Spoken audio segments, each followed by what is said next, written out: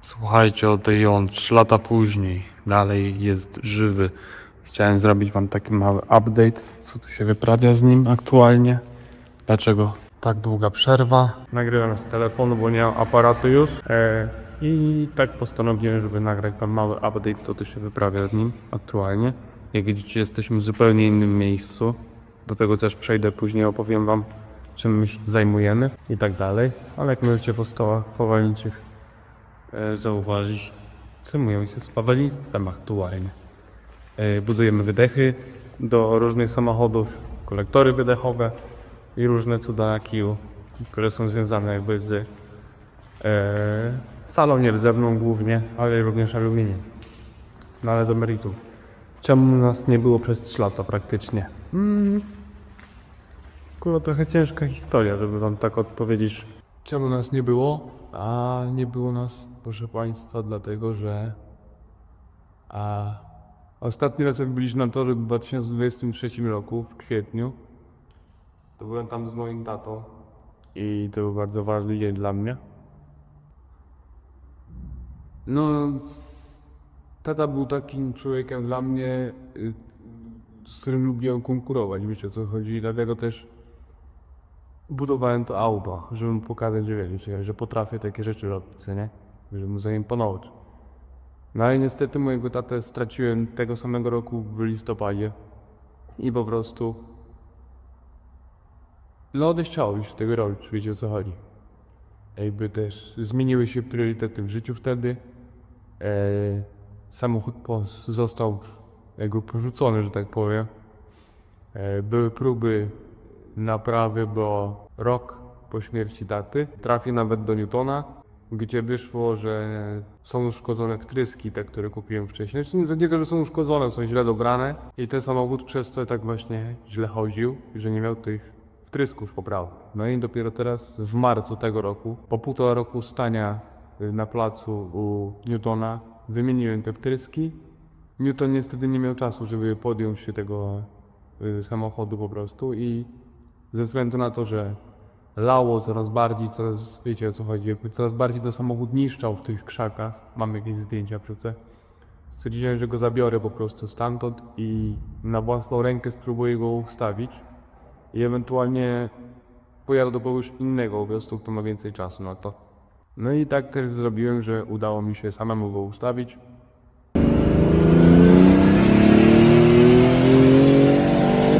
Z pomocą AI i instrukcji po prostu EcoMastera udało mi się go ustawić na tyle, że jeździ po prostu. Jeździ, odpala, nie dymi. Ma jeszcze jakieś takie bolączki na wolnych obrotach, ale do ustawienia jeszcze wszystko. Jakby, no, uczę się tego robić, żeby to zrobić poprawnie i ewentualnie jak skończę, to pojedziemy do kogoś, żeby to zweryfikować, że to jest poprawnie zrobiony soft. No ale na razie jakby obserwuję logi, obserwuję AFR. Aktualnie będziemy w dzisiejszym odcinku naprawiać sobie cieknącą pompę wody. Bo niestety po latach sobie zaczęła ciec i mamy uszczelkę w końcu do tej pompy. Bo próbowałem to uszczelić na silikon, ale niestety nie dało rady i musimy zrobić to jeszcze raz, więc podnieśmy autko, odrzućmy sobie opony, no bo na razie nie możemy jeszcze korzystać z podnośnika. Podnośnik jest w innej hali, ale my czekamy aż nam beton wysnie po prostu, żeby go zamontować. Więc na razie musimy sobie w taki sposób radzić, że z lewareczka sobie zrobimy taką robótkę.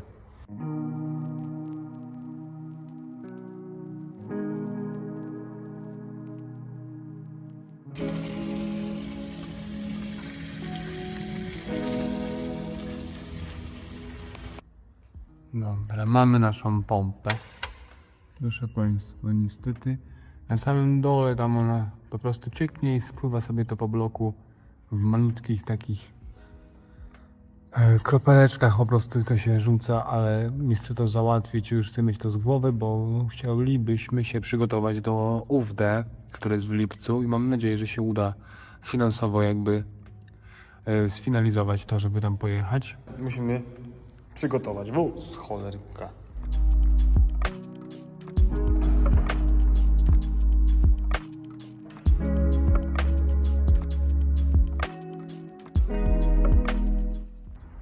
Mamy tą naszą pompeczkę wyjętą już, proszę Państwa. No i tutaj coś się wyprawia. Już latarka się rozładowuje. Trochę się zastanawiam, kurwa, czy to nie jest przypadkiem po prostu już uszkodzona ta pompa. Mam wrażenie, że ta woda jakby idzie spod osi, spod kółka, spływa tutaj po krawędzi i się zbiera, więc to nie jest jakby nieszczelność tej płaszczyzny.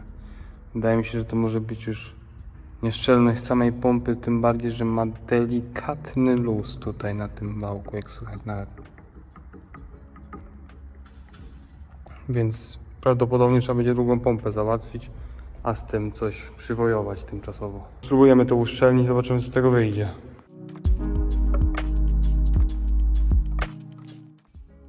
Czekajcie. Będzie dobrze. Patrzcie, skropliło się w jednym miejscu. Widzicie? Widać te kurwa kropelki? Widać. Tędy spierdalało po prostu. I to jest właśnie ta śruba, która była mokra? Tak, to jest ta strona. Czyli tędy uciekał. Czyszczę to. Kładziemy uszczeleczkę. Powinno być w porządku.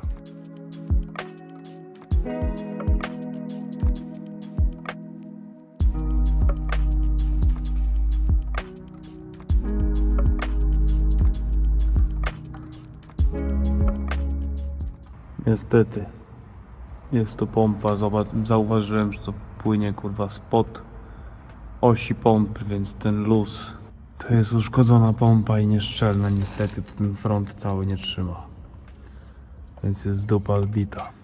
W międzyczasie, jak czekamy na nową pompę, zrobiłem sobie taki pływaczek do zbiornika, ale jak widzicie jest za wysoki i zaprojektowałem już tam sobie dystans do niego, ale wam pokażę, jak to śmiga. Pyk. Obrotomierz się zepsuł, ale najważniejsze, że to działa. Mamy naszego fusiona i tu mamy projekcik, proszę Państwa. O. I musimy po prostu zrobić z tego 10 mm dystansik i wydrukować to. Tak się prezentuje już gotowy dystansik. Drugi mamy zamontowany. Druk zrobiony z TPU. Także to jest w miarę takie fajne, miękkie. Więc do płaszczyzny tam się dopasowało i uszczelniło. No, czy pamiętacie, kiedyś próbowałem podłączyć obrotomierz z fabrycznego zegara. Jestem znowu jakby w działaniu w tym. Zrobiłem sobie takiego lupa z przekaźnika. Już wiem, że na pewno sygnał wychodzi. Teraz muszę tylko uziemić dobrze, bo z skrętarki możliwe, że sygnał mi ginie przez to, że mam masy oddzielne, więc muszę uziemić zegary i zasilić je tak samo. Więc zaraz to zrobię i spróbujemy odpalić. Zobaczymy, czy kurwa pokaże mi obroty. Jak pokaże obroty, to wracamy do zegarów. Próbujemy. Podpięte to jest? Podpięte.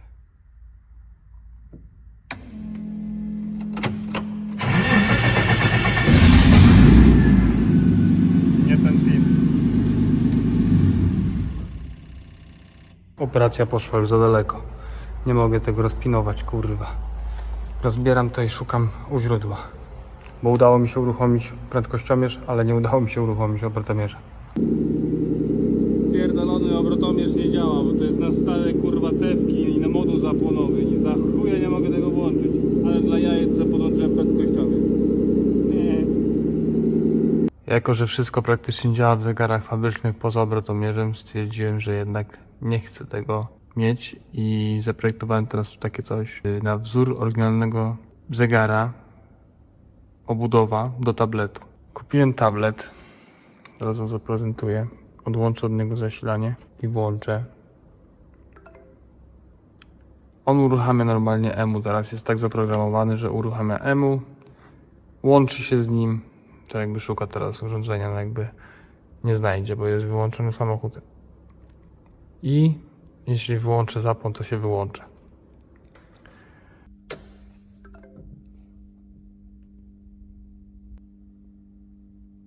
No i bęk, kurwa. Oto finalny projekt. Dorobiłem jeszcze układ chłodzenia do tabletu. Tu zrobiłem taki kanał powietrzny. a tu się przykręci od tyłu wiatrak taki komputerowy 80 mm, więc bateria już się nie będzie grzała w tym pudełeczku. Niestety musiałem podzielić całą tą bryłę, przez to, że stół roboczy w drukarce ma 256 mm i nie weszłoby to całe, bo całość ma około 400.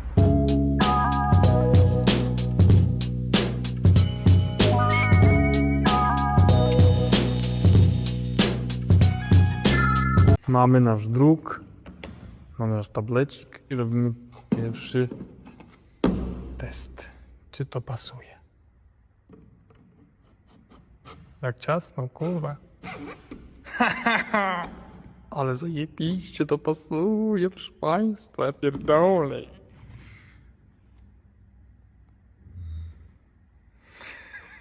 Zajebiście. Kurwa, luks. Coś pięknego.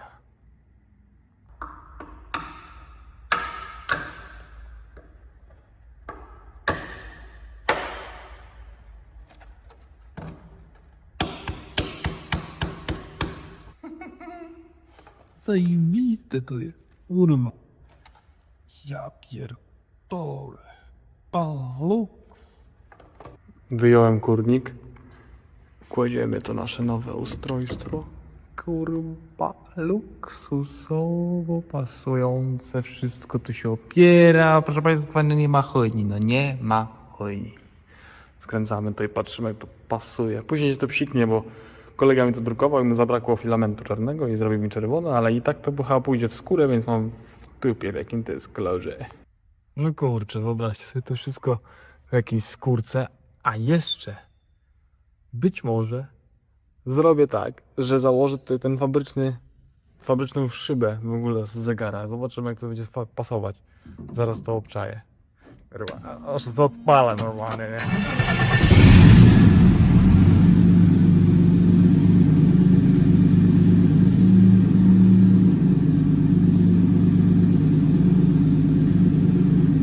Wcisnąłem ten czarny filament, zapakowałem to w fabryczną szybę. Prilum. Zajebiście to wygląda. No. Podoba mi się fest.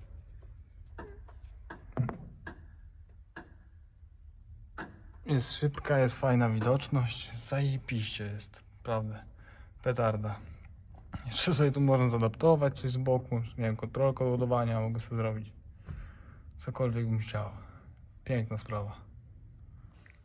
Jest i nowa pompa i też jest podnośnik na hali, więc jedziemy w końcu z takim ogólnym przeglądem pojazdu i wymieniamy pompkę.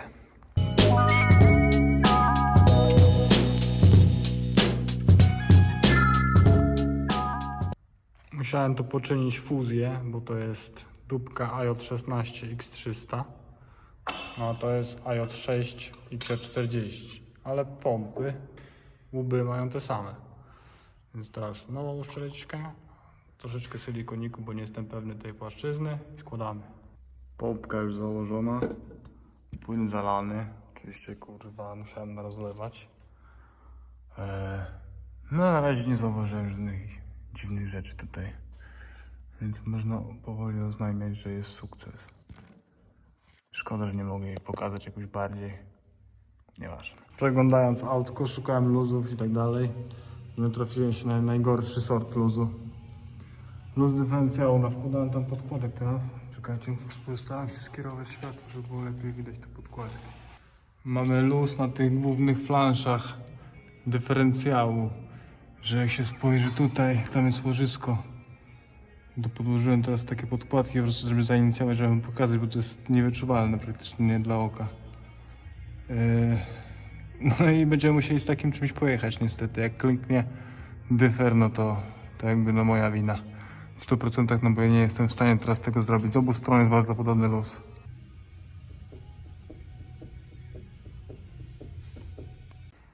Przy okazji tego problemu z tym łożyskiem zacząłem się zastanawiać, w jaki sposób mogę zapobiec temu na przyszłość. Bo co z tego, że wymienię te łożyska jeżeli zaraz tak naprawdę zostaną one znowu uszkodzone przez to, że w jaki sposób użytkujemy ten samochód.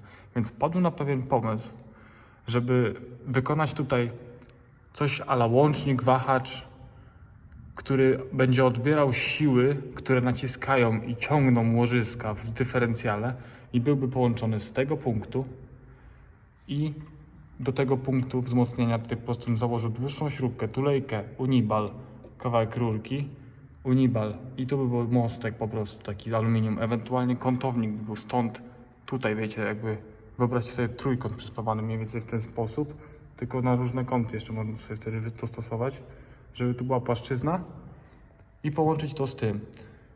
Oczywiście wtedy to by działało w ten sposób też, żeby blokowało zawieszenie, jeżeli chodzi o jakby taki wychył na maksymalnym opuszczeniu, co nie?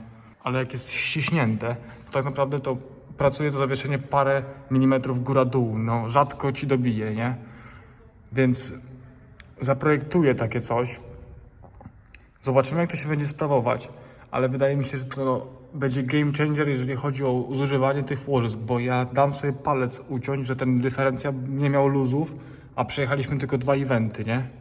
I to tak naprawdę jeden był na mokrym, a pierwszy był na suchym, gdzie tak naprawdę samochód w ogóle nie domagał, więc co by było, gdybym ja naprawdę tak jakimś grubym ogniem zaczął iść i wiecie, momentalnie by ten dyferencjał zniknął, a on, proszę Państwa, to jest oryginalny Salisbury ze szperą, z Erki. On teraz kosztuje jakieś kosmiczne pieniądze.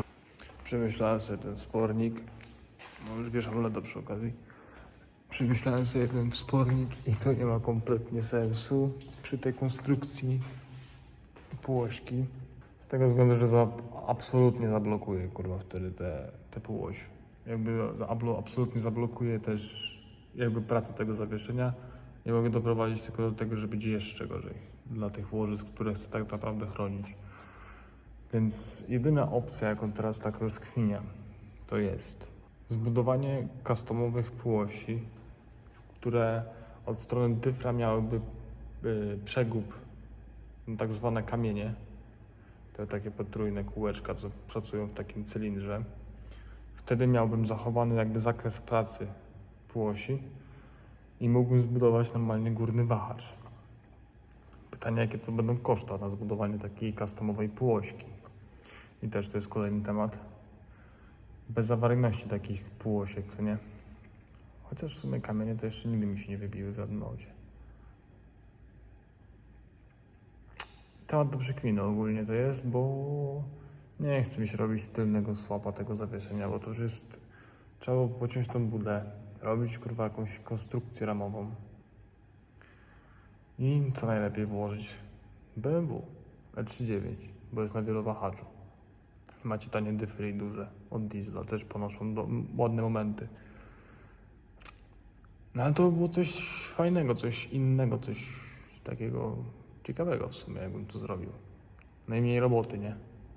Też powiedzmy lepiej zapłacić nawet 2-3 tysiące za takie customowe półośki i powiedzmy jakieś plansze, które by zmieniały rozstaw tych mocowania tych nowych przegubów, niż chlastanie tego całego zawieszenia, chlastanie całej tej budy i wstawianie E39.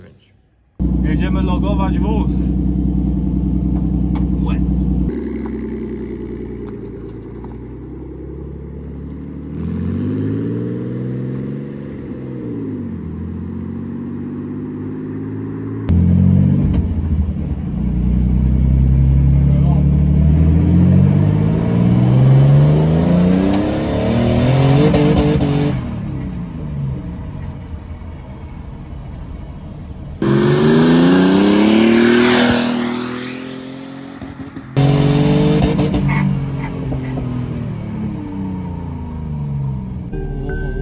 La polizia no, porco di...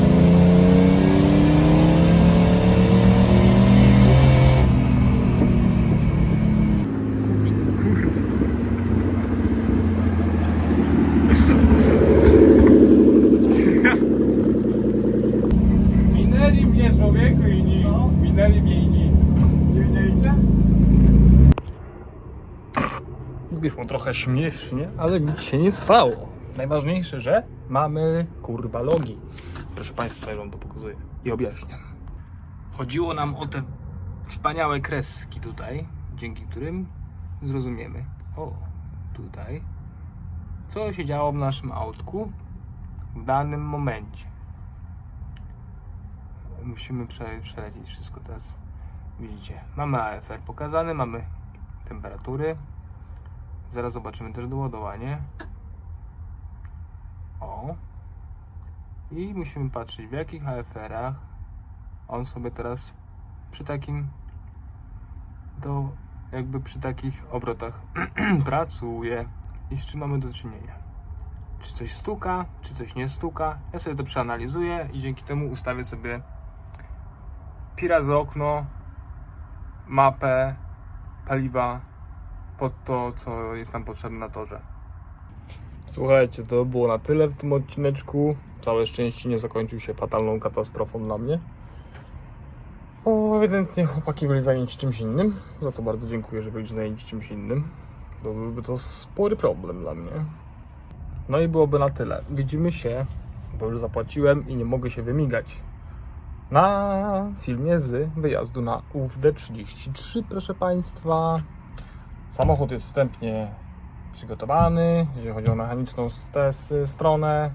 Mamy nowe płyny, nowe oleje, wszystko jest powymieniane. Pompa jest szczelna. Świece jeszcze tylko wymienię, bo kupiłem, ale zapomniałem odebrać z hurtowni.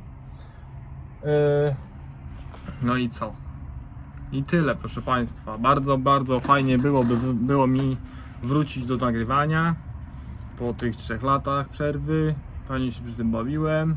Spędziłem sporo czasu przy aucie. I co? Okularki mi spadły. No i co? Widzimy się 24 lipca na torze w Białymstoku. Relacje z tego postaram się zrobić jak najszybciej. Więc pod koniec lipca czekajcie na następny update. I tyle. Miło. Pa, pa. W ogóle siedzę i analizuję. Proszę Państwa, jest problem kolejny, bo przeładowuję. On ma ustawione 0,5 bara do ładowania i to powinno być mniej więcej 160 kPa, tak jak jest w tym miejscu, nie? On potrafi zrobić, proszę Państwa, 0,9 bara. Widzicie, tutaj coś spada, kurwa, próbuje się uregulować, ale bije jakby. Przez to też tutaj w ogóle jakieś stuki były, widzicie? 2,5 V na knoku. Do weryfikacji Westgate.